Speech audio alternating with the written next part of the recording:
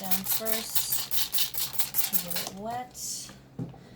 This one I've had sitting for, well, the amount of time it took me to mix all the colors, so at least in the last 20 minutes or so. So I'm not going to add another layer. I usually add a blank layer of paint, basically, just white or black or something I don't mind showing through, but hopefully gets completely covered up. So this one's been sitting long enough though that I don't need to do that. It's pretty well ready to have me pour some stuff on it. I'm going to use a drag technique on this one, and then anything that I've got left over I'm going to pour on the smaller canvas. Just not sure what technique I'm going to use with that one yet.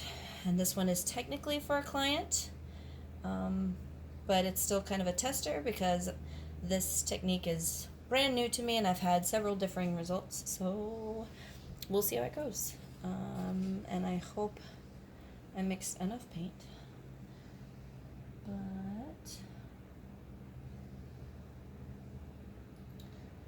oh my goodness, it's so cool.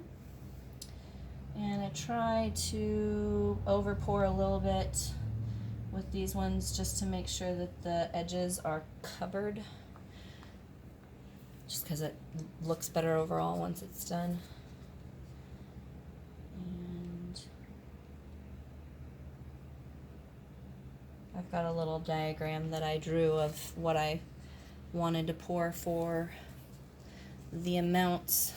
I'm trying to stick to it, but I also, anytime I have too big of a plan, it never goes out never goes the way I want it to. So I try not to have too much of a plan because then I end up ultimately disappointing myself. So, well, I'll just leave it.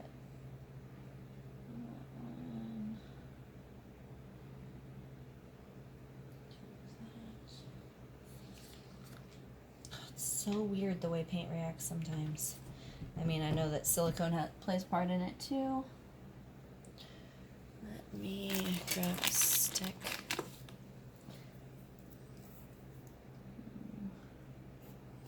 There we go. And you can see where some of the colors are already kind of mingling a little bit, and I kind of like that. Just because I really like when colors decide to play with each other well, so that they don't, I don't know, it's kind of cool when there's an overlay of one color like this here where you can still see the other one, but it's kind of a blend. Anyway. I'm just using the white here because the two last colors I'm doing are, there's a lot of water still on there. The last two colors that I'm doing are actually complementary to these colors.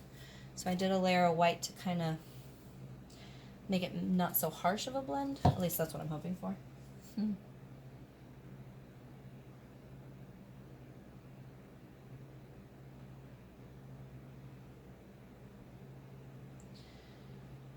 that sit for a second. I kind of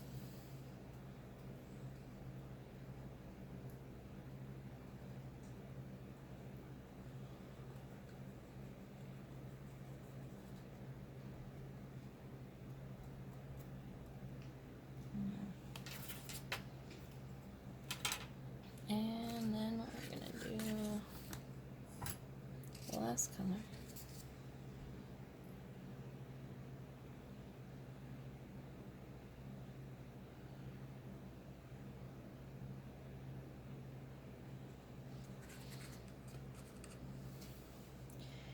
And I'm gonna let that sit for a minute.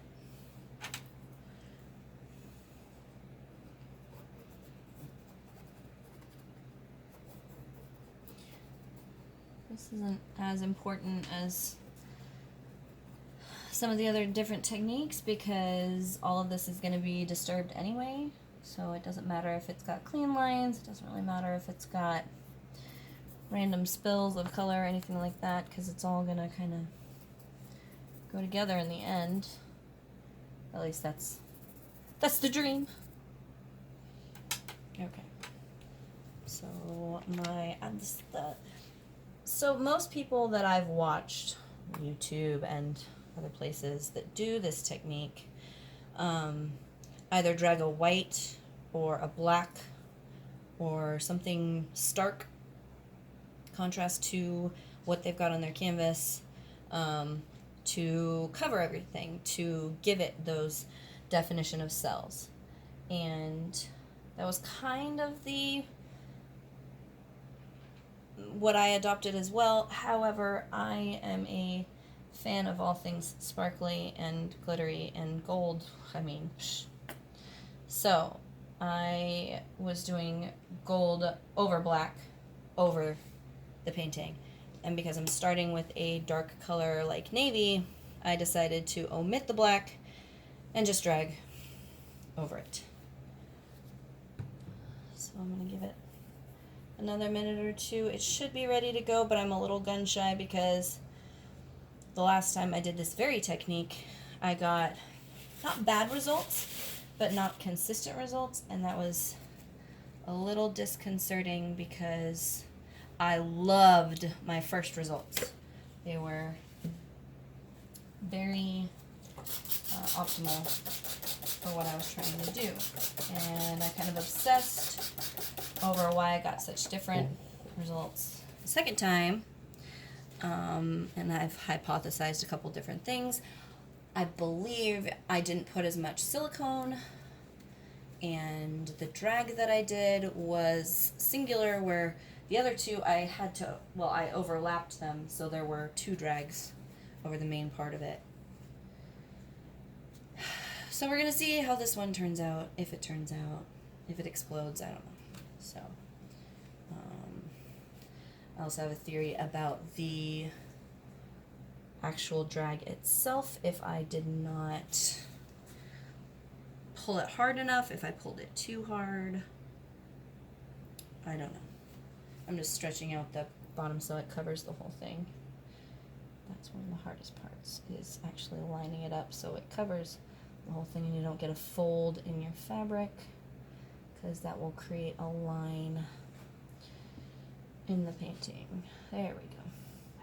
So I let it settle into the dragging paint a little bit, and then very lightly bring it over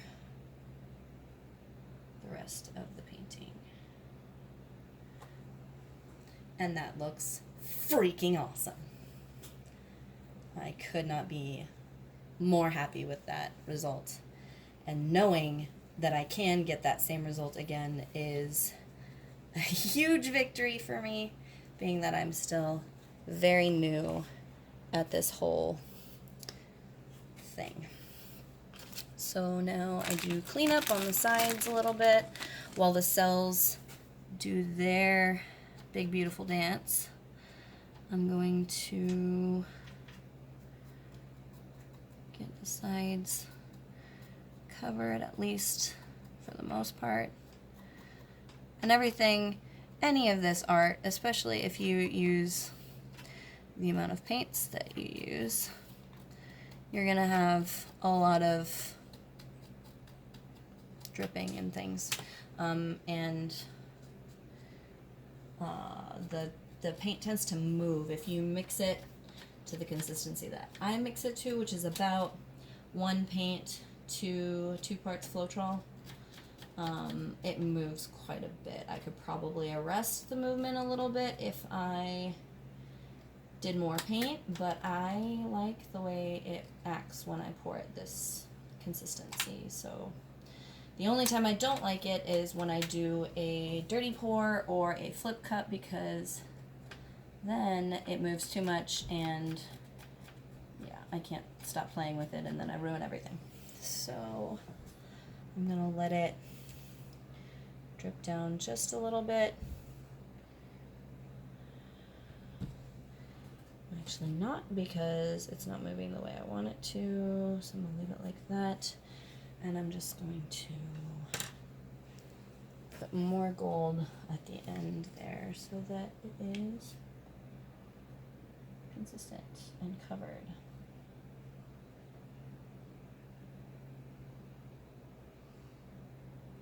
And just realized it got really, really quiet because I stopped talking, and yeah.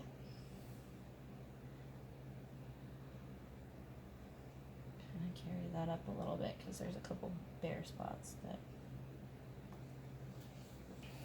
All right. And that is that. Let's see.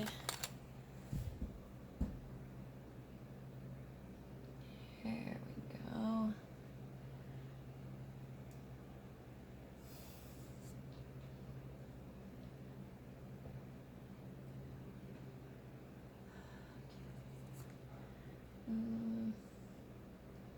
We'll see how it decides to settle. But I don't like it leaving big ridges, because then I feel like it's going to dry in lines, and that's not what we want. Try not to disturb it too much though, because I don't want it to look like I put swirls or anything in it either. Oh my gracious.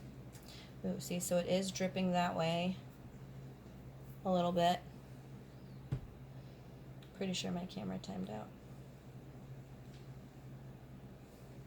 No? Okay. It is dripping that way, and I don't like that. I'm gonna turn it this way though. Let's see. Oh, and I don't wear gloves, much to the dismay of my fingers and fingernails, so.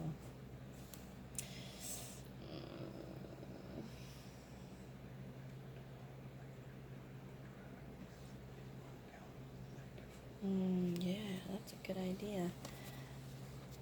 My behind the scenes assistant gave me a suggestion for mixing this out. If I do it that way, it's going to, well, okay, I'll try it that way.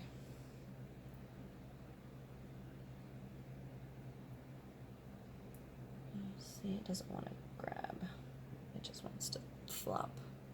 That's okay though, because that evened it out pretty well for the texture, which is good. Okay, so I'm going to call that good.